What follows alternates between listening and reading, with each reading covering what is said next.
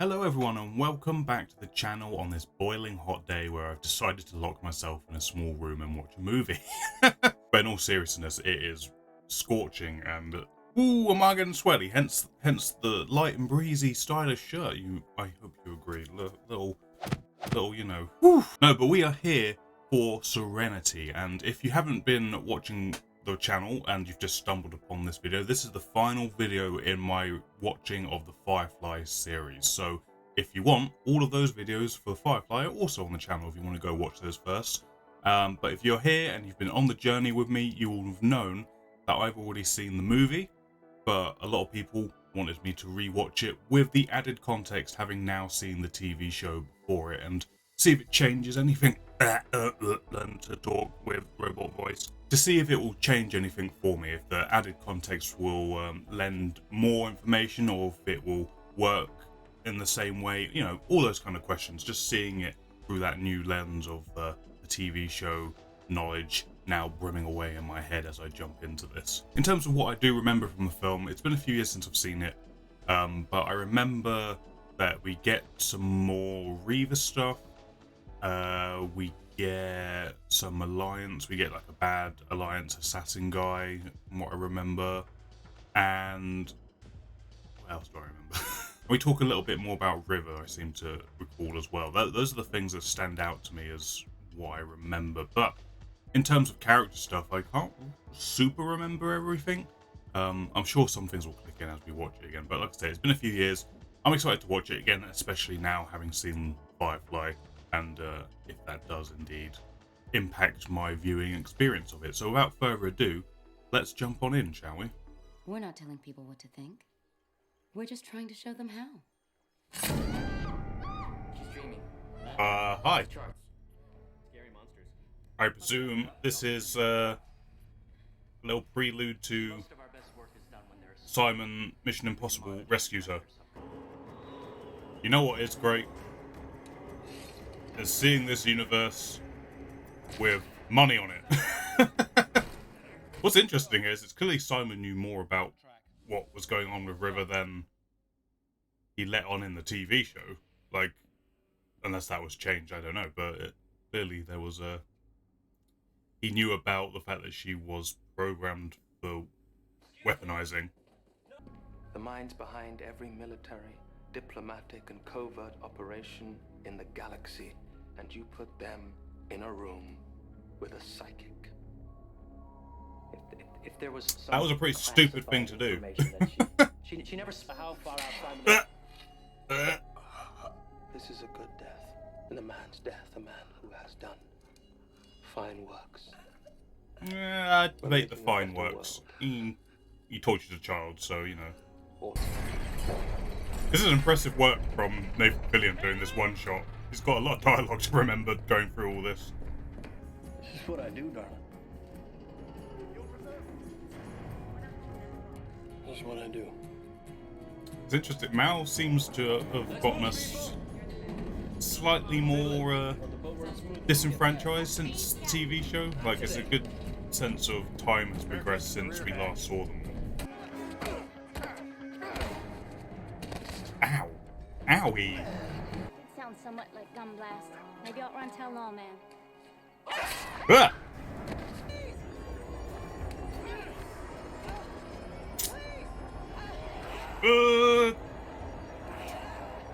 That's yeah, gotta do it.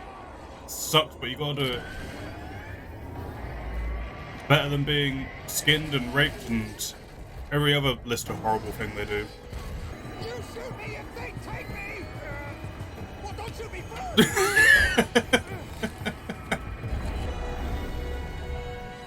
Ooh, barn swallow for the win! You didn't lie down. They never lie down. Foreboding for, I think, stuff that happens later on, if I'm remembering correctly, but I'm not going to say anything in case I look like a fucking idiot. In the time of war, we would have never left a man stranded. Maybe that's why we lost.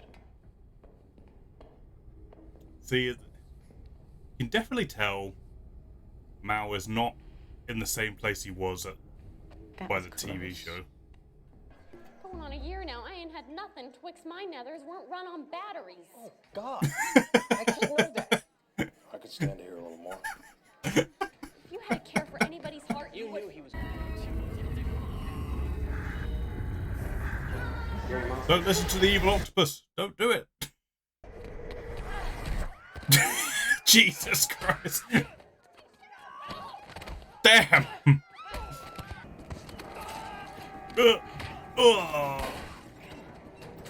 She hadn't killed anyone up until that point, but that dude definitely got fucking stabbed.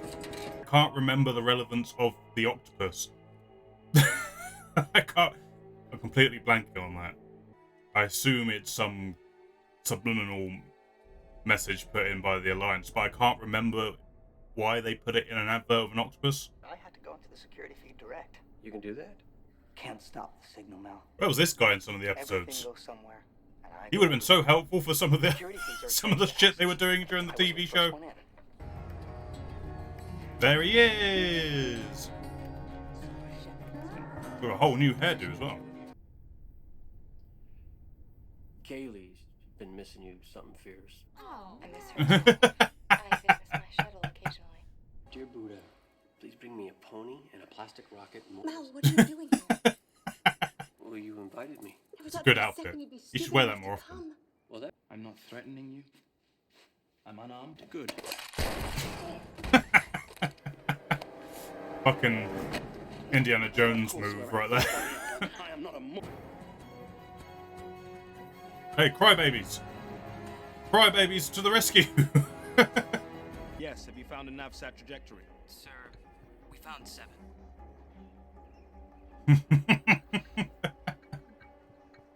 Those crybabies are the best thing they ever made. We have every reason. Stake my crew's life on the theory you're a person, actual and whole. And if I'm wrong, you best shoot me now, or we could talk more. Wait. Oh, this sucks. I knew it was coming, but it sucks nonetheless. Oh, this sucks. It sucks. I knew it was coming, but especially since he only gets like one scene in this film and this one. I don't care what you believe. Just believe. God damn it! So much more annoying this time round. Like when I watched this like the first time without the context of the TV show, I was like, oh, it's just, you know, a guy they're friends with. This time around, motherfuck. Kill them all. All of them. So I hear a word out of any of you that ain't helping me out or taking your leave, I will shoot you down. He's gone into full commander mode. Get to work. It's him fighting his war.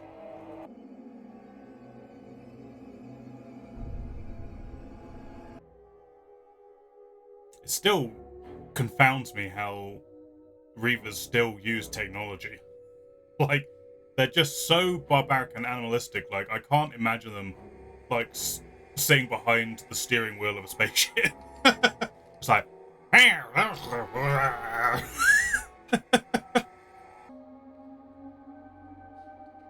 remember this part. When I first saw this film, I was just kind of spooked out by it. Like, it was just very eerie. This whole segment. About 0.1% of the population had the opposite reaction to the packs. Les Their Rivers. response increased beyond Grand madness. conspiracy. They have become Reavers. They made them. I won't live Yes, they did. They made those Reavers. to know It's interesting that the film very much... In the TV show, the Alliance was like a questionable force, but you never really saw them as supervillains other than the shit in regards to River. This film makes strides to go, no, they're all bad. It's like a fucking terrible, corrupt thing, which is always kind of what it was, but like having them be the inventors of the Reavers is just a great way. Like they created them by their own meddling and just, you know, makes a very compelling reason for everyone to fight against them. They'll swing back to the belief that they can make people better. It is interesting that the film does sort of set this whole conspiracy up in broad daylight at the start, where it's got the people saying to River as a child, or at least in her memories, that the Alliance aren't telling people what to think. And obviously that is exactly what they're doing via the shit that they put into the terraforming equipment.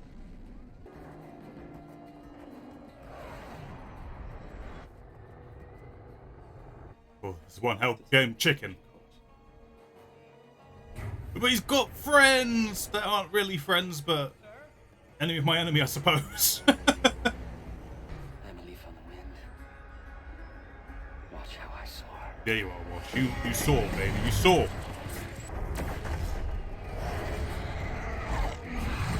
I love ship battles.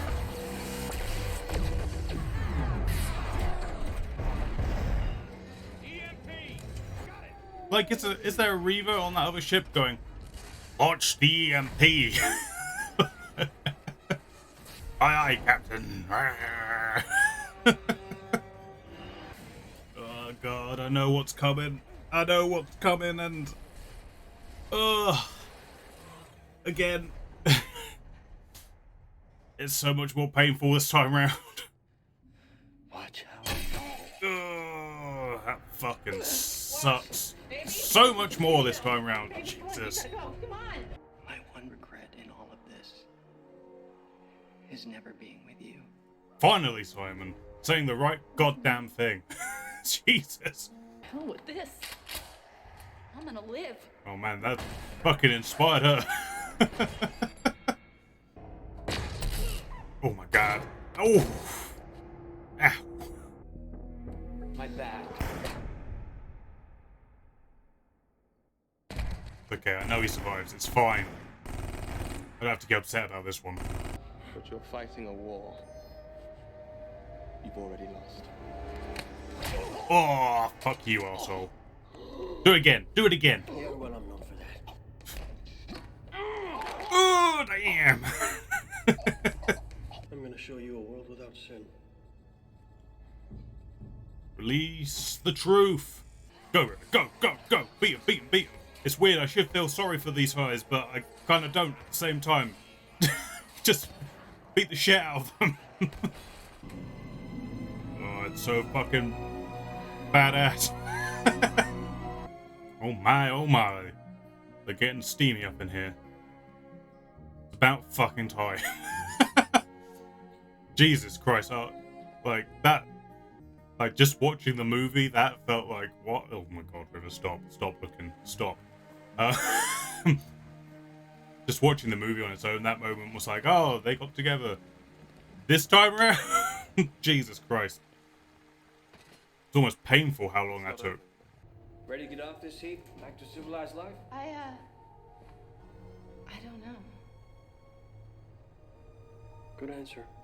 These fucking two. Still not resolved. Still, I don't know.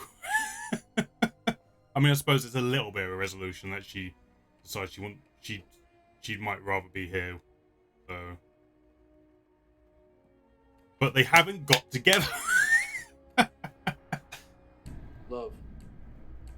You can learn all the math in the verse. If you take a boat in the air that you don't love, she'll shake you off just as sure as a turn in the world. Love keeps her in the air when she ought to fall down. Tells you she's hurting before she keens. Makes her home. Hell yeah. What was that? God damn it. I know I'm meant to feel like fulfilled, like the journey is done and we've explored the Serenity world, but god damn it, I still want more. It makes me want more, god damn it. Okay, that was the reaction to Serenity. If you enjoyed it, please hit the thumbs up button. Maybe consider subscribing so you don't miss anything in the future. But for now, let's talk about the film.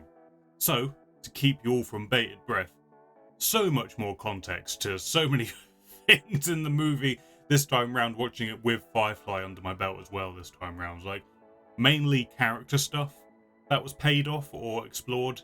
The story is there, like I sort of said in the reaction, if it's in there, the story pretty much served as a way to really make the Alliance the outright villains of the piece. Because in the TV show, it felt like they obviously were bad. Like, there was pockets of the Alliance, certainly in the higher ups regimes, that there were corruptions, doing shit they shouldn't have done, especially when regards to River and all that. But that was really all we sort of got. The grander scheme of the Alliance, like uniting planets and stuff, it seemed to be more of a frame of mind whether you were on board with that idea of it. But this film clearly strives out to make the Alliance like full-on conspiracy, evil, twisted, and that's kind of where that falls within the plot of the movie and the driving force. And it also serves as a way to get the crew of Serenity on the same page, because obviously throughout Firefly they butt heads, they have difference of opinions. Like Anara, for instance, is, you know, she says she was okay with the Alliance, she was in for like the unification of the planets and all of that stuff. Here the plot gives a clear-cut reason, like, you guys should all be angry at them and unify against them and what they've done here in this whole evil scheme of theirs and what they've done. If you weren't on board enough with the fact that they tortured and, you know, experimented on a child in River, then come on, they effectively wiped out an entire planet, turned them into mindless 28-day later zombies, and then covered the whole thing up. Like, come on, you gotta be slightly pissed off about that. But obviously, coming into this film again, what's most interesting to me this time around is seeing the character growth and development and where they decided to take the characters. And I do wonder what was a compromise, what wasn't, what was always the intention, and all that kind of stuff. I feel like Mao's character in here is a direct pickup from the moment in, I think it was the last episode, where Mao's sort of inner thoughts are revealed to River, and he says something along the lines of nothing means anything, or nothing means a damn thing, or something like that. This feels like a direct pickup from that moment. It feels like Mao in this, at the start of this, he's become more disenfranchised. His sarcasm is slightly more scathing than it is like a little twinkle in the eye, I'm messing with you kind of thing, which he did in the show quite a bit. Here it feels a lot more like, you know, got a bit of a chip on his shoulder. He doesn't really know what he's doing anymore. Life is getting harder and harder for him and his crew, and he doesn't know what to do about it. And which ties into the whole theme of like belief, not necessarily in a religion or a god, but just believe in something that can be your driving force for how you live your life, essentially, and just have a belief in something that is important to you and something you're passionate about. Which, you know, it was interesting. It was interesting to explore Mao's, you know, it felt like he was on a downward turn at the start of the film, and it tracked. It made sense with who he was in Firefly, because, you know, he was someone I felt like who had hope for a better future for the verse, as it were, but as the show went on, and things got harder for them, and here the movie even picking up X amount of time after the TV show, it's interesting. It is certainly a interesting development for his character, and in a way it does feel like his character arc is resolved. And the same goes for River as well. It felt like River went on a full journey throughout. If you've watched the TV show and then into the movie, you sort of get it. I mean, they sort of explored what happened to her in the TV show. The movie just sort of explains why the Alliance was so desperate to get after her, because she probably knew things, because she was psychic and she was in the room with important people within the Alliance, and she had all this knowledge in her head. She probably didn't know she had it, but it was a threat to them that she could reveal these truths, as is done in the movie. And who knows? I mean, there could be countless other things that she knows about that. You know, they sort of set that up at the end of the movie as well, to sort of say, look, I told them she's no longer a threat. Like, the shit's done. She's already revealed the secret, but who knows? There could be other things that are there that we don't know about, or, you know, all that kind of stuff. Oh, but as I'm saying, it feels like River is in a much more sort of controlled state by the end of the movie. Like, she's much more aware of herself and just in control of her own life a little bit more, whereas in the TV show it's, you know, she was very scattershot. She's just been broken out of this place where they've been doing experiments on her. She doesn't quite know where she fits in, how to respond to these powers that she now has, and all that stuff. By the end of the movie, it feels like she's, like I say, more in control of all that and has a better understanding of her itself, and that's good. I enjoy the how those two in particular are done in this movie, and we get to see kind of their journey resolved. And I think it's appropriate, considering Mao is, you know, the lead and River was the kind of crux of the story. It makes sense to sort of put those two at the forefront of it, and to have their characters explored to their fullest, essentially. And it's, you know, it feels right that the movie should end on a shot of the two of them. And I love the idea that River becomes the new pilot of Serenity. That would be really cool. I'm still gutted about Wash. I knew it was coming, but you know, it hit harder this time round, as did Shepherd Book. That hit harder this time round. It's a shame that I thought Shepherd had more scenes than what he did in the movie for some reason, but he only had 2 really, and one of them was dying. So it's a shame that he didn't get more screen time in this. But I don't know. I suppose compromises had to be made in terms of making, like, you know, a 2-hour movie or whatever. There's things we can and can't do. We have to streamline it into telling the story that makes the most sense for these characters and stuff. And I understand why they decided to kill Shepherd off from a storytelling point of view. Like, it sets up that any one of the crew could potentially die. If you kill off Shepherd, it's like, oh, everyone's life is at stake, especially if you were going into the film having already seen the show initially. You'd obviously have a lot more attachment to these characters, and I can imagine people just fucking like bawling when Shepherd dies, and then worrying about everybody else's life, who's going to make it out of this alive, kind of deal. And you know, and again with Wash, like, it sells Shepherd dying at that point in the film helps sell the fact that Wash is done. Like I reckon if they just had Wash die at the end there, it might not have been as impactful, or it might not have like, people might have thought, oh, he's gonna get out of this, it's gonna be fine. And then even more so later on when Simon gets shot, like, you absolutely, because we've now had 2 crew members of Serenity die, at that point you absolutely believe that, you know, Simon's number could be up as well, and it's almost a twist onto itself that he survives.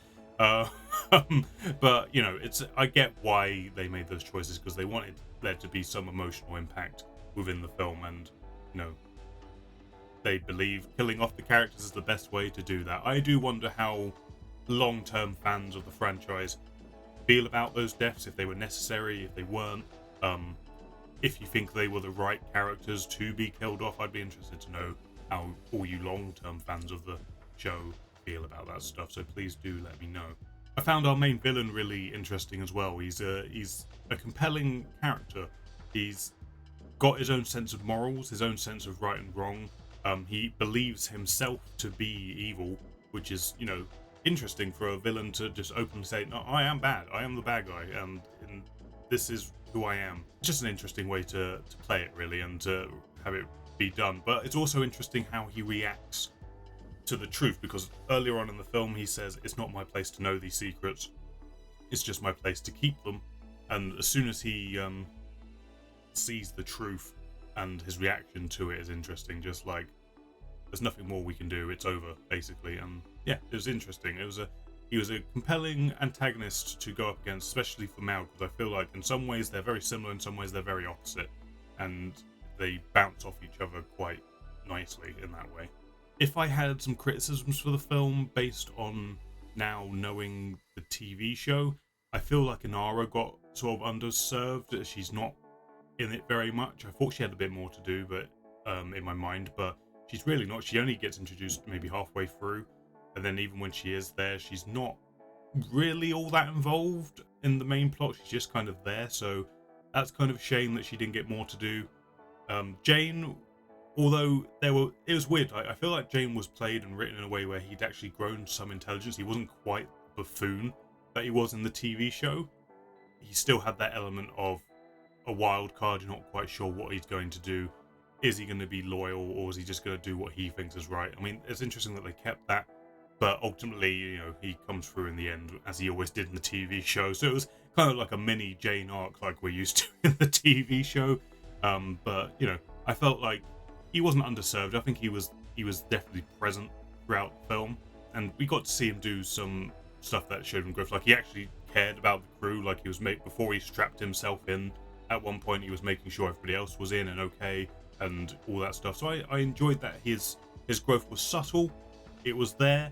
He questioned himself a bit, but it wasn't a focus because he's not the lead ultimately. He's part of the ensemble. But it was nice that it was a subtle advancement of his character where he was actually giving a shit about the other people around him, because when he was worried about River, he was obviously there was a selfish element because he was worried about his own life, but he was always referring to it in terms of keeping her around is endangering all of us. It didn't quite come off as selfish as he could be in the TV show. It felt like he was more concerned with the whole crew this time around, even though it's still that typical Jane judgment. We should be protecting this girl. He doesn't quite comprehend that to start with. He does as the movie goes on, but good times. It was just really, I feel like, and Kaylee to a degree felt slightly underserved as well. Obviously we got finally Simon and her were together, and that whole string of will they won't they was finally resolved, thank God. I feel like Nara and Kaylee felt like the two characters who didn't get like super much to do. That's not real good grammar, but that's essentially what I'm going for. It was certainly good coming into this, now having that complete sort of Firefly experience in my head. Like, I'm now up to date. I am now in the same boat as everybody else. Obviously there's comic books and stuff which I might look into reading, but yeah, I stick by what I said at the end of the final episode of the TV show. I feel like this universe is ripe for more, movies, television, whatever. I feel like there's definitely a way in to do that. It is ripe for someone to come in and do something with it. I just don't know where the rights lie with the whole thing, because clearly I think Disney have some rights in it. I think Universal have some rights in it. It seems quite a muddy kind of territory to try and get something off the ground with it. But I'm hopeful. You got to have hope at the end of the day, and I'm hopeful that someone at some point will do something with this franchise and these characters. So we'll all wait and see, I suppose. But that's it. That is it. That's the Firefly journey done. I hope you've enjoyed it. I hope you've come along for the ride with me and had a good time. And we'll be moving on to something else very soon. So I will see you there. Thank you for watching this, guys. I hope you enjoyed it. Please consider hitting the thumbs up button if you enjoyed it. It helps this video get seen by more people. And consider subscribing so you don't miss the future content. There's also a bunch of other things, movies and stuff on the channel. So please do go check that stuff out. I will very much appreciate it. And yeah, thank you for watching. As I say, I hope you enjoyed it. I'll catch you